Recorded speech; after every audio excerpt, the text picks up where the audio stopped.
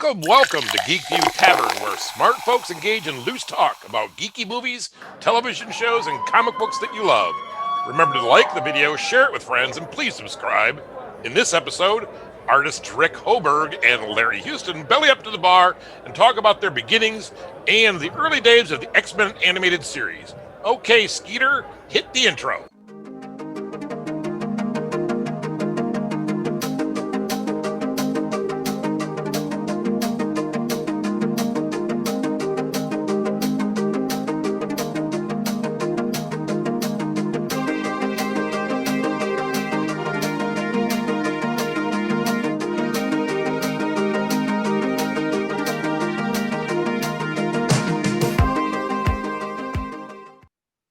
Welcome to Geekview Tavern. Welcome back. And for those of you who've been here before, that's my friend Tom. Wave Tom. He's down at the end of the bar. Also joining us is Rick Hoberg, animation and comic book dude. My daughter Maggie, Wave Maggie, and Larry Houston, the director of the X-Men Animated. And many other things, right, Larry? Like, sir, how long is your resume, really? I mean, holy moly, dude. I have a lot of stuff I worked on. I was pretty lucky. I worked in the right place at the right time and working with good friends, and was in the business for like over 35 years now. Behind me now. Yeah. Sure. All right, so you're retired at this point? Yes. Well, congratulations. It's a great way to I'm glad that you were able to work in a geeky field that provided you enough money that you could retire. Me, I'm gonna, they'll be burying me on my lunch hour. So, well, I think I was just happy to, when I got into industry, I was just happy to have a job. Someone's paying me to draw stuff. It was like, yay! Yeah. All right. So, what was that first job like? Like, how did you go from Larry not working in animation and people paying you to Larry drawing stuff and people paying you? Well, my story's before I got into animation, I was fixing computers for a living. I was working for McDonnell Douglas as a systems analyst, but I was getting bored, and people like Rick and Will were already working in the business. I think they were working on Godzilla or something at the time. And Ebony was saying, yeah, and Ebony was saying, come on, try. So how did you meet Mark Ebony? At San Diego Comic-Cons. Oh, there you go. All right, yeah, that's it. In the early days, it was at the El Cortez. It wasn't at the big place that it is now. Yeah, it was mostly a cocktail party around a pool, wasn't it? Ballroom. Yes. Yeah, and so they had a casting call for people to come down to do layouts, and I think it was Herb Hazeltine, and was that Filmation, right? Yeah. And I went down to do the test, and I did it twice and failed it twice. But in my portfolio, I had drawn all my samples for like trying to get work at Marvel or something like that. Mm-hmm. And so he said, well, you might be better at storyboard. So he took me upstairs to talk to Don Christensen, and he gave me a test. I took it home and brought it back. And what I didn't realize is that it was actually a live script. Everybody was working on it. And he liked it. Yeah. Tom, did you ever do that? Give some guy a tryout page you knew you were going to publish anyway? No, but it's a pretty good deal. I would like to get in on that. Yeah, there you go. And he took the sample. He liked the sample. He put it into the show, and then I got hired the same day. Yeah, nice. I can't beat that. So what's your story, Rick? From like, were you a fan, and then you sort of like, how did that all work? Exactly. I was a fan, and I grew up reading all the same comics. I focused more on superhero stuff because that's what fascinated me. But I was reading everything: Archie, Sad Sack, you name it, any of that stuff. Mad Magazine, anything that had comic strips or comic books associated with it. And I loved animation as well. But my first gig was I met Russ Manning when I was one of the presidents of the Orange County Comic Book Club, which was that must have been a prestige. That must have been. It was. Well, Gene Henderson was running it. Gene Henderson. He was running it. But a lot of the guys we all know, like Dave Smith and John Colley and all of those guys were basically associated with it. Sure. And I met Russ at a art show they had set up over at the City, that place in Orange, California. Once there, Russ was very complimentary of my work. And then within a year or so, he called me and said, do you want to draw some Tarzan comics for me for overseas publication? And I went, oh God, yes, I'd love to do that. So, you didn't go, no, I can't. Oh no, I would. That one of my the things that's kept me busy all these years is I never say no, and it's only later I go, oh my God, what did I do? Because I have done that a number of times. Nonetheless, I ended up going with Bill Ray, who was a friend of mine, out to Majeska Canyon where Russ lived, and he looked at our stuff and he said, yeah, I'll hire you guys on to do some stuff. But Russ was always hesitant. It was like, we'll see where one job goes. What we did to sell him was we pretty much ate his stuff for the entire story. Right, sure, yeah. So Well, it looked like that. But during my first job, I was so nervous because I was really slow and frightened in the whole thing. And then Russ would call me and I'd get on the phone and go, yes, sir, yes, sir, okay, sir. And I'd hang up and go, I just lied to him that there's nothing done so far, you know? But it worked out, and I wasn't the reason the company closed down, so that's a good thing right there. Man, well, there's a long tradition of lying to your editor in comics for, Yeah. for sure. Well, I got beyond that. I learned not to do that. Okay. Not a good thing. So Maggie, you discovered the X-Men animated. Tell that story. Like, how did you go from like zero to like super fan, and like anyway, tell the story. It's I think I come by all of it very, very sort of like naturally. I don't think I feel like Dad, you were a geek by choice and I was a geek by inheritance.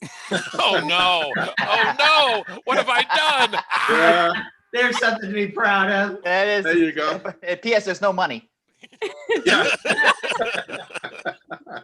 I mean, just look at all the stuff in his office, right? Like, I have been exposed to all of this stuff from day one. I don't remember a time when superheroes and comic books weren't just a part of like everyday life.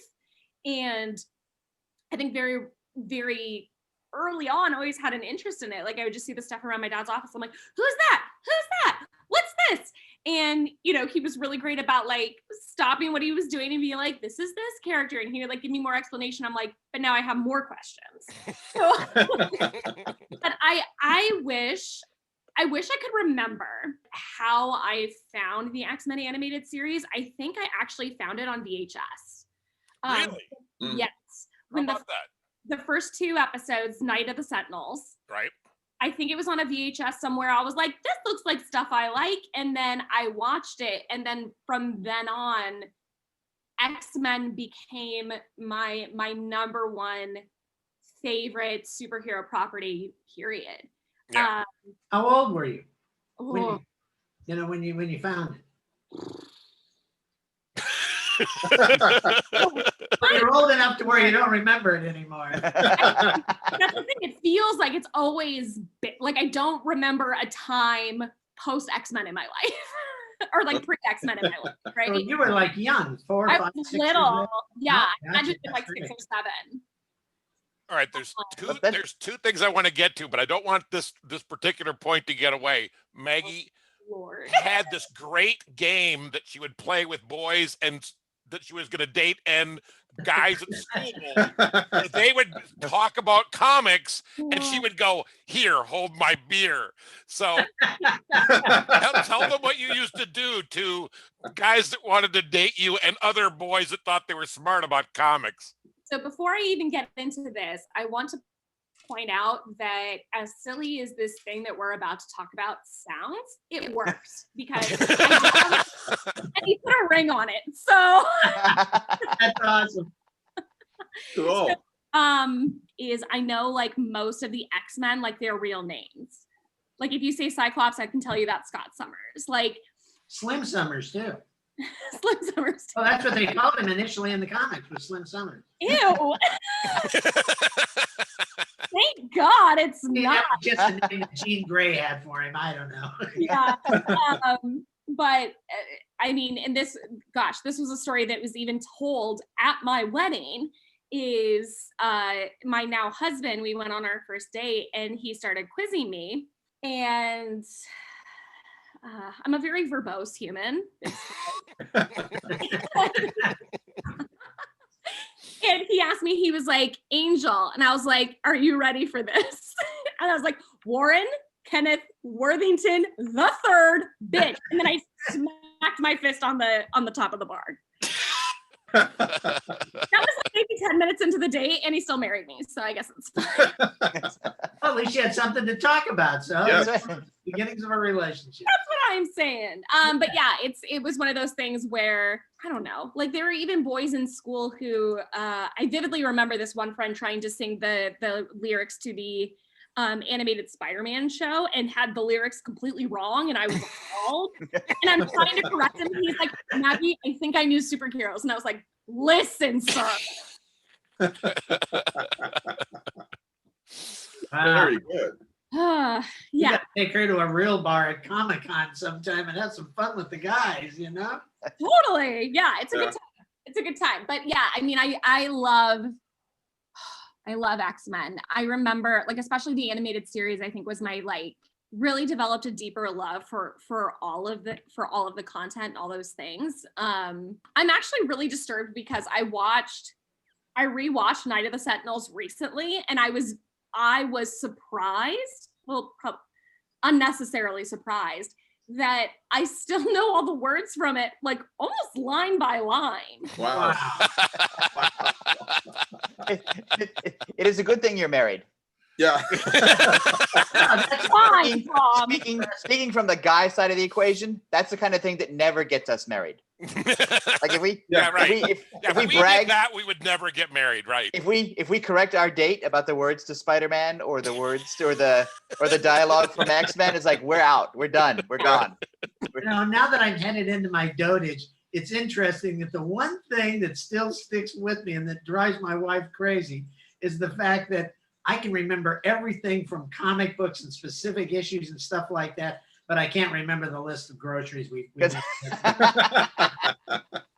forgot my mom's birthday once. Oh, Oh, ouch. Do you know Bruce Wayne's birthday though? Yeah, well, that's the problem. That's exactly the problem. Yes. I mean, so what I do for a living, I literally just sit in a room with people as I talk about their things. I can't, like, there will be times where I cannot remember what I discussed in a group the week before. However, I can sing the entire theme song to Animaniacs. that's a great one. That's a great one. You're like, whatever it is that, like, I think there is something about the geek mind, right? Like, we get this, like, particular interest in a thing, and then we have to know all the things about it. But then the rest of the stuff just falls by the wayside. Actually, we might be a little autistic. I take that back.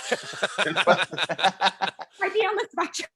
So Larry, what was the thing when you were like 12, 13, 14, 15? What was the stuff that you were reading and being exposed to that got into your soul and kept you in comics? And like Maggie was talking about what got to her, but you were the one that helped create the X-Men animated. So what was the building blocks? Yeah, what was the building blocks for you? Well, for me to get into comics, part of my background is that, you know, I was raised by my single parent, by my mom, and she moved a lot. And I kept losing and gaining friends as she kept moving. But the one thing that was consistent is that I had TV shows and I had comic books. And I just focused on a lot of books back then to read. And when I discovered, I think it was 52 or 54, The Thing versus the Silver Surfer, and it had all these words. I had no idea what, you know, Stanley dialogue. And so it got all these words and stuff in it. You know, I had to have my mother buy a dictionary so I could figure out what he was talking about. You had to look up arachnid like the rest of us, right? It's not arachnid. Yeah. No, we yeah. And I started, you know, I started, you know, Harvey Comics, Dell Comics, DC Comics, and I ended up at Marvel Comics. And that's pretty much where I stayed and just got into that mythology of all the superhero stuff. Yep. But I kind of started, bit by bit from different places. Yeah, I think a lot of us ended up in the same place, Larry. Like we felt a little bit isolated during whatever our growing up was, and we found this new clubhouse, right? We found this new group of friends, Mhm. even though it was all illusion, right? That Yes. that made us feel like we were part of the team. Like, this is something I can get involved in. Yeah, and there was a TV show back in the 60s, early 60s. It was like an anime show just coming to America called Astro Boy. Yep. And I was watching that, and it really caught my imagination of this little boy that could fly, really strong, and it just got my imagination. From that point, I actually literally tried to start drawing them, but you didn't have videotape or anything. You couldn't Right, freeze yeah. it. So you have to So watch I'm and try to do it from memory, right? Yeah, Sure. and then you say, "Oh, there's an ear," or wait, an eye. And, it was that kind of thing back then. It was a lot easier to redraw the comics because you could like have them sitting next to you, right? Yes, exactly. Yeah, and for me, that's how I got started into wanting to draw. What I saw, was Astro Boy and Gigantor, and what's the other ones? Eighth Man and Simba the White Lion. Little White Lion. Kimba. Kimba, sorry. Big Oh my Racer, stuff God. like that. Yeah. All right, I'm gonna the comments guys are gonna skewer me now. Great, that's wonderful. I'll take over now. I'll take the knife out of my back later. Hey, Tommy, what was the thing that like initially drove you to like the life? The life. Like, how did you get lured in? Well, it was like taking a Scientology quiz, Yeah, that's right. So Johnny Quest. Oh, there you go. Oh, yeah. Yes. Because I sat there and I was used to regular TV, which I knew was actors and people, and I would watch Johnny Quest, and I could not, because I'm stupid. I couldn't figure out how they make it move. Right, sure. There are no books at the time because I'm an old man. There are no books. There's no expert in town that you could call up and say, listen, how does Johnny run, and how does Race Bannon fly in the jetpack? How does that work? And I thought I would sit there for hours and just go, is it cutouts? Is it what? So I was fascinated by Johnny Quest, and then I discovered the Batman TV show, and then I realized, oh my God, there's Batman comics that, of course, don't look at all like the TV show because they're full of giant gorillas and Martians and stuff like that at the time. And then, bit by bit, you find out that, wait a minute, comics come out like every month. There's a new one. And so it wasn't like, they weren't like books or TV shows or whatever. They came out all the time. And then, that's where all my allowance went. You discovered your local newsstand, right? Yeah, and I discovered my 3 local newsstands, and then I discovered 7-Elevens, and then I discovered, Yeah. So everywhere. So in keeping with our theme of smart people involved in loose talk, Tommy, what are you drinking here at the tavern? I'm drinking a water bottle full of vodka. Oh. You can't, if it's in a bottle, you can't tell the difference, or so You can't or tell. so they say. I also take this to concerts and sporting events. There you go. And Darn it. Mr. Hoberg, what are you involved with today? I mean, what are you drinking? Oh, I'm drinking the vodka Americano from Starbucks. Megs, what do you got going on there, Maggie? I have a mimosa. Ah, your favorite. Hi. It's Sunday morning. And Larry, you got a. There's more. I got my little morning coffee. Of course, I'm in There you there. go. I'm drinking my screwdriver out of my Master of Kung Fu glass. All Oh, right. awesome. Who's the art? Oh, I'm sure that looks like That Gil, was a Ramita. but it looks Does like, look like- yeah, you're right. I think, well, It's a Ramita face. yeah, but Yeah. it's a Gil pose. but Oh, yeah. Yeah. It's Yeah. it's a Gil pose with Ramita fixes, looks like, or foam Ramita inks maybe. Yeah. Right. Very likely. They were a good team. Yes. Yeah, boy, holy moly. Because Ramita filled in all the things that Mr. Gill left out. Well, what do you mean? The stuff that Gil just didn't bother to draw, but Gil's layouts, you cannot beat Gil Kane layouts for anything. I don't think. I mean, Oh, they're guys that are- stunning. Yeah. Yeah. There's guys as good, but I'm not sure there's anybody better. No, for pure energy and dynamics, it's hard. It's like for me, it's a tie between Kirby and Kane. Yeah. Yeah. I would agree. Yeah. Yeah, and his Marvel work, that once he gets to Marvel, is so much different than his work when he was doing Green Lantern in his youth, right? Like, you can see that progression. Not that I want to get grotesquely off the topic, because we could talk about Gil Kane art forever and ever and ever. Yeah. Oh yes, my boy. We certainly could. Podcast on that. So, Rick, tell me about your involvement with X-Men Animated. Like, what was your job? I assume you did it from home, but what was the... Like, what did you do, and how did you contribute? And was Larry a horrible boss? I want to know all that stuff. No, Larry was my friend, so it was easy to work together. And we had the reason it was a great team up of me and Will and Larry is we all have practically the same sensibilities. So it was like Will or Larry could tell me something, and they knew I would draw it just a specific way, and if I didn't, that I would plus it. Nonetheless, we all started together over at Marvel Animation, or what was it that was Marvel Productions, not films or whatever at that point. It was pretty much their first big studio. And we near the very end, when things were kind of starting to flatten out for Marvel and they weren't getting any shows, Margaret Lesh and pretty much Margaret called us in and said, look, you guys have been pushing this X-Men thing for a while. Put together a pilot for us.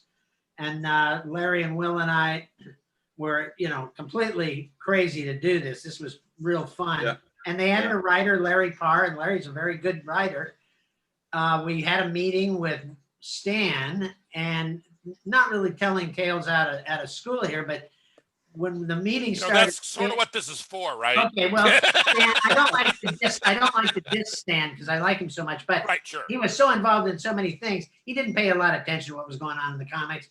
And we started talking to him about it, and he says, so what are we going to do with Cyclops and Marvel Girl and the Beast and Iceman and Angel? And we went, whoa, wait a minute. It's not that group anymore. And his reaction was, okay, you guys take it and go do what you want to do. Like, really? Not my characters. So we did Pride of the X-Men. That was, we put it together for them. After, what did it take? 2-3 years after that they were able to sell the show, when luckily. Oh my God! It sat around for 2 or 3 years before you got it on the air. Wow! No, it was a matter of finding a home for it, and Fox was obviously a good home for it. They had Batman, but that was all happening at the same time. Yeah. Nonetheless, Fox suddenly gave us an opportunity in that they hired Margaret Lesh as their head executive for Fox Kids. Right. Yeah. And Margaret said, let's do the X-Men. So the door opened, and the brilliant Jim Graziano and his wife, Stephanie Graziano, suddenly realized they had an opportunity. They started their own studio, and they hired all three of us. They were able to go to Fox and say, we have the guys. And it's so I'll send this to Will Mineo right as soon as. Oh, he'll agree. Yeah. Although Will and Larry were there in a more executive and directing capacity. I came on to design the initial line of the characters from the look that Jim Lee had instituted, and that was a great look. It was hard to simplify, but it came out looking great. Those were wonderful models. They still look excellent today. Some of my favorite stuff. Well, that's just the first part of Rick and Larry's visit to the Geekview Tavern. Here's some stuff you should know. You can also find this info in the comment section. Order yourself a cocktail, tip your waitress, and check out other tavern videos.